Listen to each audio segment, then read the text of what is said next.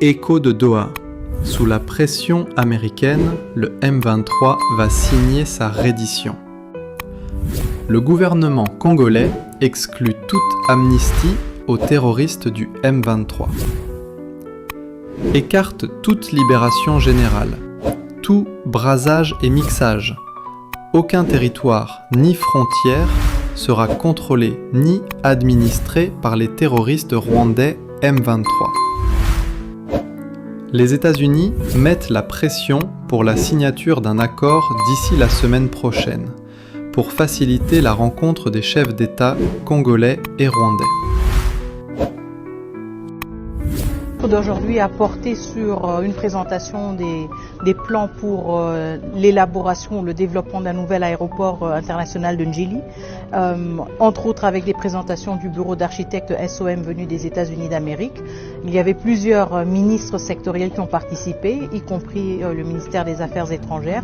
Je pense que de la perspective de notre ministère, mais c'est un avis qui a été partagé par plusieurs autres collègues aussi, c'est évidemment une symbolique extrêmement positive de voir une entreprise de renommée américaine s'investir dans ce projet d'une telle symbolique. C'est la porte d'entrée vers la République démocratique du Congo et ça nous montre justement que dans notre logique de rapprochement avec les États-Unis d'Amérique, nous ne restons pas dans une optique qui se limite, comme certains le pensent, uniquement sur les questions de minerais stratégiques, mais plutôt une compréhension beaucoup plus large, et je pense que ce sera un projet emblématique qui nous montrera comment on pourra aussi imaginer un partenariat plus étroit entre la République démocratique du Congo et les États-Unis d'Amérique, qui va bien au-delà des clichés qui sont pour l'instant, si vous voulez, un peu à la mode.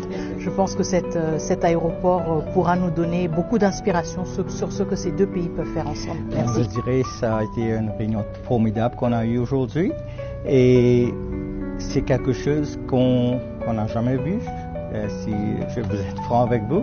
C'est quelque chose qui va être la fierté de toute la nation, mais pas seulement la fierté de la RDC, mais ce sera la vitrine de tout le continent africain.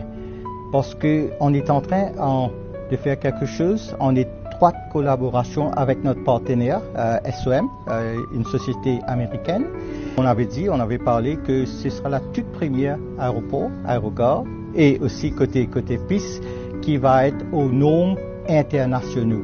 Donc on va s'assurer que tous les règlements internationaux de l'OACI, qui est de sûreté et sécurité, ça va être au conformément.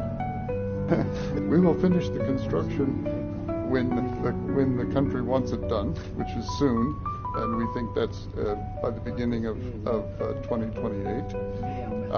The design will take us about another year to do incomplete, but we will be releasing design packages along the way so the construction can start on foundations, superstructure, and that sort of thing.